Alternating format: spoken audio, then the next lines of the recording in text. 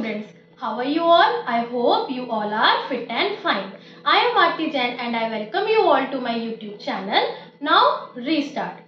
Students, हमने class 8 के science का साउंड चैप्टर शुरू किया हुआ है, जिसमें हमने प्रीवियस 2 वीडियोस में बहुत सारे कॉन्सेप्ट्स कवर करे हैं, जैसे कि how sound is produced by a vibrating body, how sound is produced by a human body, how sound propagates in a medium, है ना। और इससे प्रीवियस वीडियो में हमने फंक्शंस ऑफ ह्यूमन ईयर के बारे में पढ़ा था, characteristics of oscillations and sounds के बारे में पढ़ा था, और कई सारे टर्म्स जैसे कि frequency, amplitude, time period, loudness और पिच, इन सबको कवर करा था। आई होप आप सब लोगों ने इसकी अच्छे से रिवीजन की होगी, है ना। और जिन बच्चों ने इन वीडियोस को नहीं देखा है वो प्लीज़ डिस्क्रिप्शन में आपको लिंक दिया गया है, आप उन्हें ज़रूर देखिए। और अगर आपको उनसे कोई हेल्प मिलती है तो प्लीज़ मेरे चैनल को लाइक, शेयर और सब्सक्राइब ज़रूर करें। तो चलिए जल्दी से रीस्टार्ट करते हैं अपनी साउंड की जर्नी को ऑडिबल एंड इनऑडिबल साउंड के साथ। क्या होती है ऑडिबल साउंड और क्या होती है इनऑडिबल साउंड? स्टूडेंट्स, ये तो आप सभी जानते हैं कि एक साउंड की प्रोडक्शन के लिए वाइब्रेटिंग बॉडी का होना ज़रूरी है ना। अगर एक बॉडी वाइब्रेट करेगी तभी तो साउंड प्रोड्यूस होगा। पर क्या हम सारी ही साउंड्स को सुन पाते हैं? क्या सभी वाइब्रेटिंग बॉडीज के द्वारा जो साउंड प्रोड्यूस की गई है हम उनको सुन पाते हैं? नहीं। क्यों? क्योंकि कईयों की साउंड्स जो होती है वो क्या होती है, 20 हर्ट्ज से ज़्यादा या 20,000 हर्ट्ज से कम होती है। ठीक है, यानी कि फ्रीक्वेंसी पे हमारी ऑडिबिलिटी और इनऑडिबिलिटी डिपेंड करती है।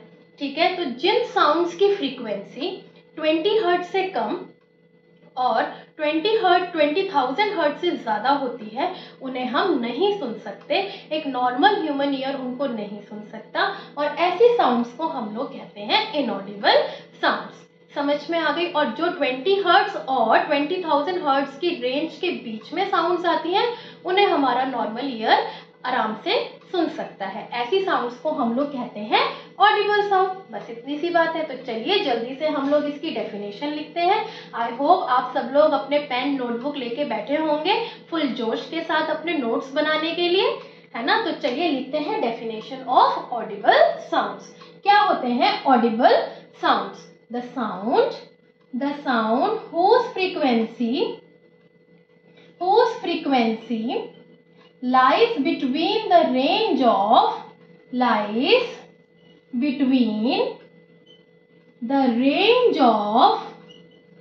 कितनी रेंज है? Range of 20 hertz.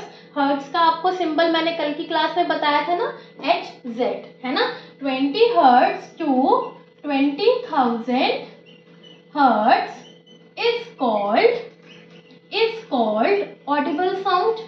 ठीक है, उसे हम ऑडिबल साउंड कहते हैं, है ना। And this sound is easily perceived मतलब सुनाई देती है, किसको? बाय ह्यूमन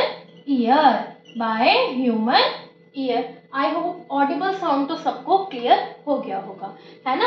अब हेडिंग डालिए इनऑडिबल साउंड। अब आप लोग हेडिंग डालिए inaudible sound. Inaudible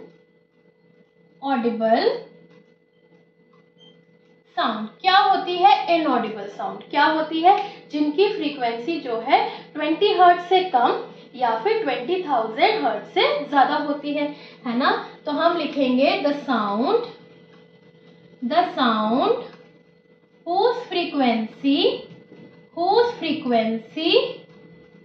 is either मतलब या तो is either less than 20 hertz, 20 hertz से कम, और more than 20,000 hertz is called inaudible sound। उसे हम क्या कहते हैं बच्चों? इनऑडिबल साउंड कहते हैं। ठीक है, और ये ह्यूमन ईयर द्वारा नहीं सुनी जा सकती। तो मैम ऐसी कोई साउंड होती भी है जो हम नहीं सुन सकते? हाँ, होती है। ठीक है, तो चलिए हम लोग उसके बारे में भी पढ़ते हैं, यानी कि हम इनऑडिबल साउंड को थोड़ा सा डिटेल में करते हैं।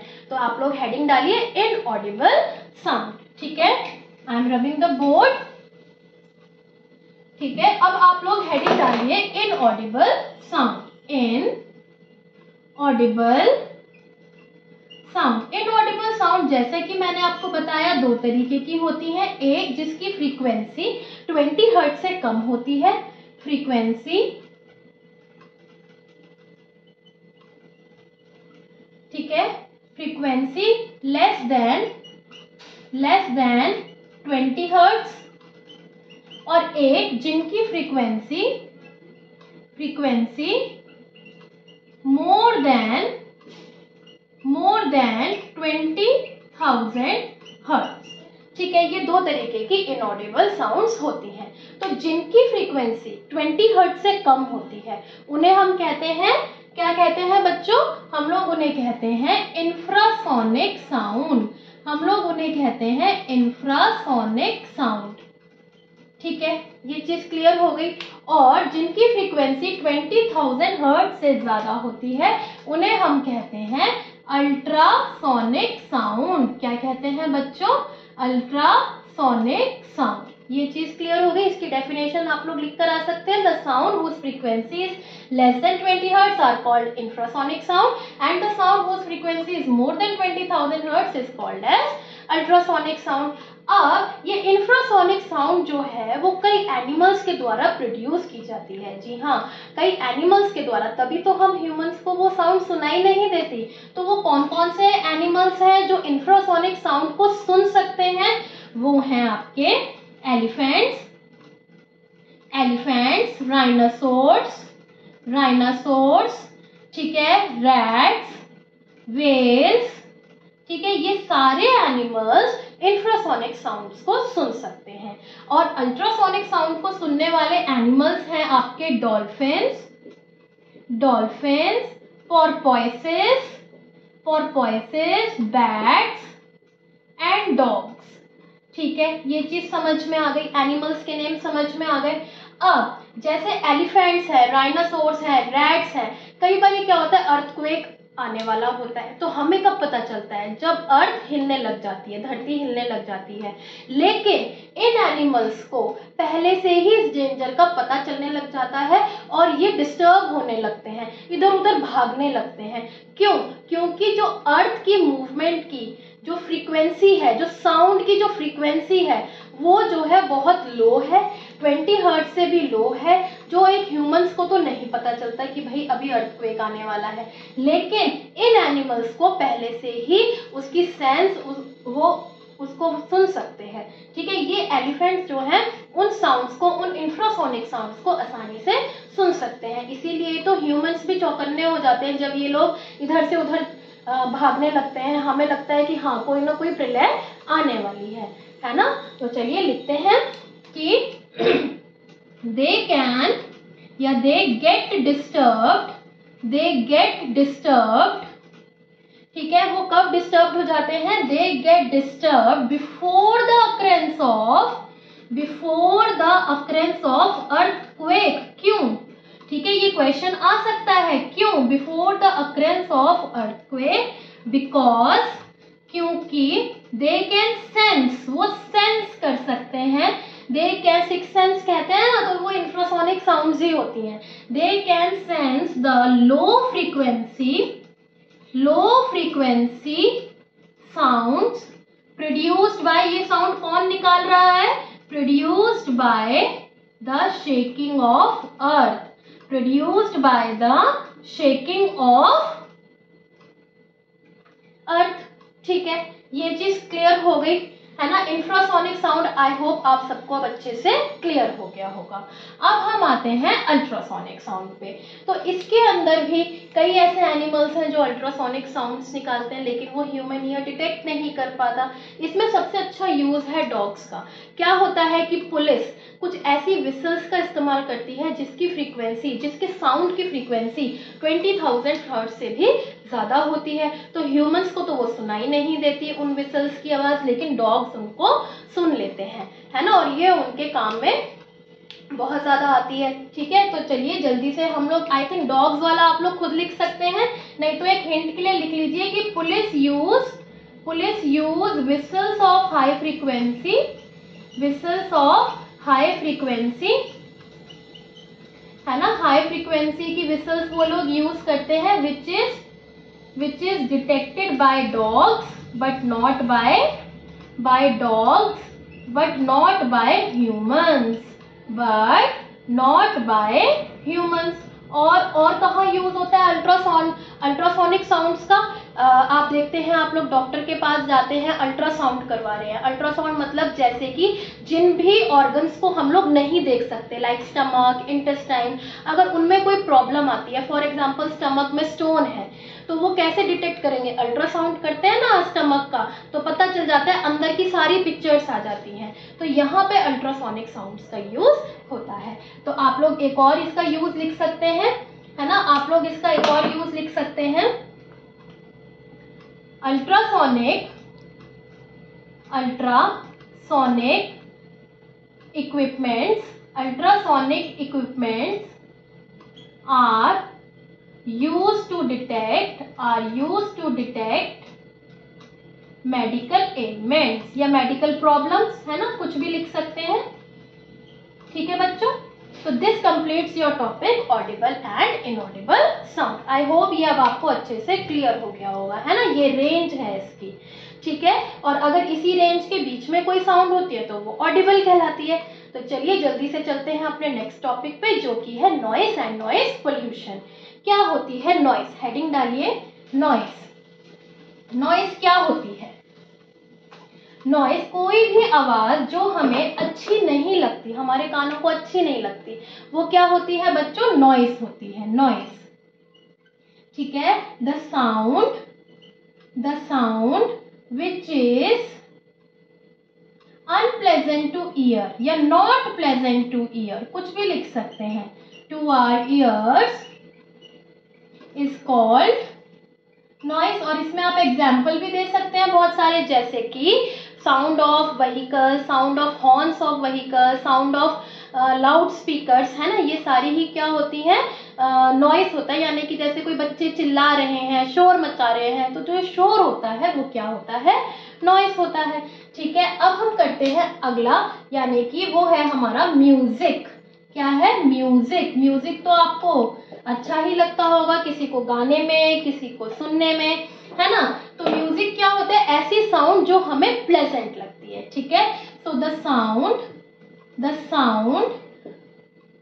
which gives pleasant sensation to our ear is called music, है ना। सिंपल सी टर्म्स हैं, जनरल सी टर्म्स हैं, आप बचपन से पढ़ते आ रहे हो। ठीक है, बस इसकी डेफिनेशन ढंग से लिखनी आनी चाहिए, क्योंकि अगर कॉन्सेप्ट सीख रहे हो तो मार्क्स भी तो आने चाहिए, है ना। तो ये हो गया आपका म्यूजिक। अब हमारा अगला टर्म आता है नॉइस पोल्यूशन। नॉइस पोल्यूशन क्या होता है? जैसे एयर पोल्यूशन हमने पढ़ा था, presence of unwanted gases in the air is called air pollution. ऐसे ही हम लोग लिख सकते हैं presence of unwanted sounds in our environment is called noise pollution। वो क्या कहलाता है बच्चों? नॉइस पोल्यूशन कहलाता है। ठीक है, आई होप अब आपको ये तीनों टर्म्स अच्छे से क्लियर हो गई होंगी।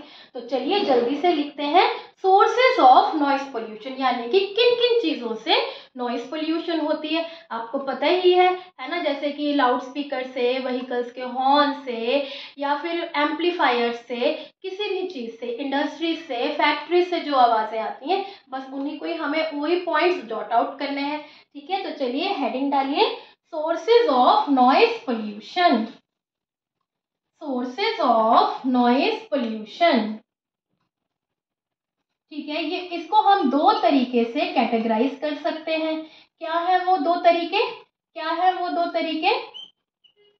पहला है आपका इंडस्ट्रियल, यानी कि जो इंडस्ट्रीज में होती है। ठीक है, और दूसरा है आपका नॉन इंडस्ट्रियल, यानी कि जो घरों के आसपास जो साउंड सुनाई देती है और वो हमें अच्छी नहीं लगती, है ना। तो इंडस्ट्रियल कौन कौन सी हो सकती हैं? जैसे मशीन्स की आवाज, या फिर नॉइस ऑफ सायरन बज रहा है, हूटर्स बज रहे हैं। ठीक है, मशीन्स में से कोई आवाज आ रही है। ठीक है, तो ये सारे इंडस्ट्रियल होते हैं। ठीक है। नॉन इंडस्ट्रियल में आप लोग लिख सकते हैं जैसे कि लाउड स्पीकर्स की आवाज़, लाउड स्पीकर्स की आवाज़, ठीक है। और क्या लिख सकते हैं, व्हीकल्स के हॉर्न्स की, हॉर्न्स ऑफ व्हीकल्स की आवाज़, ठीक है। ये सारे आपके नॉन इंडस्ट्रियल में आते हैं। आई होप इतना आपको क्लियर हो गया होगा sources.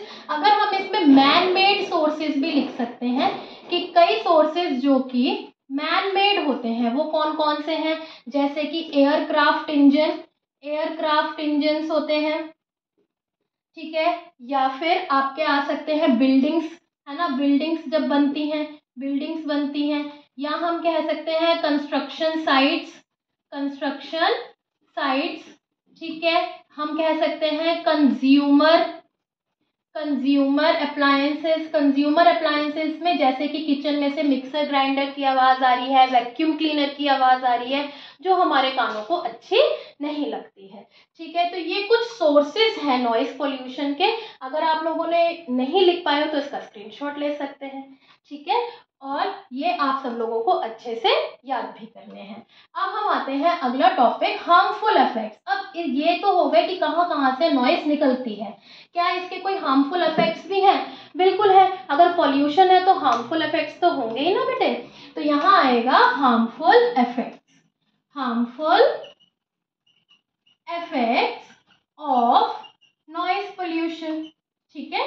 Harmful effects of noise pollution, क्या क्या इसके हार्मफुल इफेक्ट्स हैं? It can lead to various health problem. सबसे पहले तो हेल्थ ही खराब होती है, ठीक है। किस तरीके से हेल्थ प्रॉब्लम्स, किस तरीके की हेल्थ प्रॉब्लम्स, जैसे कि आपको नींद नहीं आएगी ठीक से। अगर बाहर कहीं पे कोई जागरण हो रहा है या कोई शादी हो रही है उसमें, या कोई नेता जा रहा है, लाउड स्पीकर्स बज रहे हैं, तो आप सो नहीं पाते, यही होता है। तो पहला तो इसका इफेक्ट आएगा आपका लैक ऑफ स्लीपिंग, ठीक है। अगर नींद नहीं आएगी ढंग से तो आपका लैक ऑफ कंसंट्रेशन भी हो सकता है। मतलब आप अगर कोई चीज़ पढ़ रहे हो या कोई और काम कर रहे हो जिसमें कंसंट्रेशन की ज़रूरत है तो आप लोग इस नॉइज से डिस्ट्रैक्ट हो सकते हो, तो लैक ऑफ कंसंट्रेशन। फिर आपका आ सकता है फैटीग, मतलब थकावट, फैटीग मतलब थकावट हो जाती है उस चीज़ से, है ना। टेम्परेरी, टेम्परेरी और परमानेंट हियरिंग लॉस भी हो सकता है, टेम्परेरी और कभी कभार परमानेंट हियरिंग लॉस भी हो सकता है, ठीक है। और क्या हो सकता है, एंजाइटी आ सकती है, एंजाइटी आ सकती है, और आपको हाइपरटेंशन भी हो सकता है, यानी कि हाई ब्लड प्रेशर। हाइपरटेंशन का मतलब क्या होता है, हाई ब्लड प्रेशर, ठीक है। तो ये कुछ हार्मफुल इफेक्ट्स हैं नॉइस पोल्यूशन के। तो मतलब नॉइस पोल्यूशन कम होना चाहिए, है ना। तो आज का हमारा लास्ट टॉपिक है how to reduce the noise pollution, ठीक है। तो चलिए जल्दी से आप लोगों के दिमाग में काम करना शुरू कर दिया होगा कि कौन कौन से ऐसे फैक्टर्स हैं जिससे हम नॉइस को कम कर सकते हैं, है ना। तो क्या लिखेंगे हम लोग, हाउ टू रिड्यूस या factors to reduce noise pollution, to reduce noise pollution, ठीक है। सबसे पहले तो क्या काम करें, पहला काम क्या करें, ठीक है। हम कर सकते हैं साइलेंसिंग, साइलेंसिंग द डिवाइसेस, है ना। कई ऐसे डिवाइसेस हो सकते हैं जिसके अंदर हम साइलेंसर लगा सकते हैं, लाइक इन व्हीकल्स में साइलेंसर्स लगा सकते हैं, इंडस्ट्रियल मशीन्स में लगा सकते हैं, इंडस्ट्रियल मशीन्स में लगा सकते हैं, एयरक्राफ्ट इंजन्स में लगा सकते हैं, ठीक है। तो इस तरीके से कईयों में हम लोग क्या लगा सकते हैं, कई चीज़ों में साइलेंसिंग डिवाइसेस लगा सकते हैं। उसके बाद हमारा आता है दूसरा, और क्या कर सकते हैं, ठीक है, यूज ऑफ लाउड स्पीकर्स, है ना। लाउड स्पीकर्स और आपके एम्पलीफायर्स, इनका यूज हम रेजिडेंशियल एरियाज यानी जहाँ पे लोग रहते हैं उससे हम दूर कर सकते हैं। Use of loud speakers and amplifiers far away from residential areas, ठीक है। टोटली थ्योरी है इसके अंदर, टोटली थ्योरी है, ठीक है, जितने पॉइंट्स याद रख सकते हो याद रखो, है ना। एक ट्रिक के थ्रू भी याद रख सकते हो, सबके पास अपनी ट्रिक्स होती हैं याद रखने की। Use of loud speakers amplifiers far away, ये फार है, far away from residential areas. और क्या कर सकते हैं, मिनिमाइज द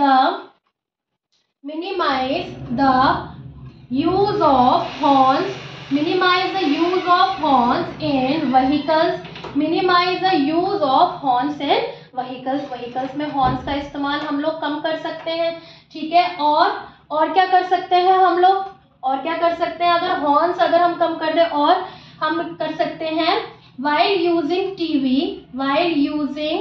TV और म्यूजिक सिस्टम एट होम्स, है ना, घरों में हम ये चीजें यूज करते हैं, है ना, उनकी वॉल्यूम कम कर सकते हैं, ठीक है। We can minimise the volume, ठीक है। और क्या कर सकते हैं, we can use sound absorbing materials मतलब जैसे कि कर्टेन्स, पर्दे, कुशन्स, ये सब हम लोग घरों में लगा सकते हैं। Sound absorbing materials like curtains, cushions etcetera, ठीक है। और क्या कर सकते हैं, सबसे बढ़िया यूज, इसको आप स्टार लगा सकते हैं, we can plant trees along the road side, क्योंकि जो ट्रीज हैं ये बफर्स की तरह एक्ट करते हैं, मतलब कि ये साउंड को आर पार जाने नहीं देते, बहुत ज्यादा अमाउंट में साउंड को एब्जॉर्ब कर लेते हैं, जाएगी भी तो बहुत कम अमाउंट में, है ना। So we can plant trees alongside the roads because they act as buffers,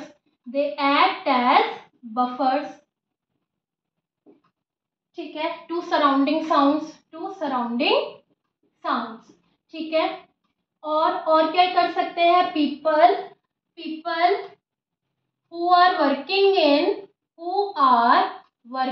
in factories can use earplugs and muffs, है ना, earplugs और muffs का यूज करके वो फैक्ट्रीज में काम कर सकते हैं, ताकि उनको, क्योंकि काम तो करना ही है, तो ताकि उनको हियरिंग लॉस की प्रॉब्लम ना हो।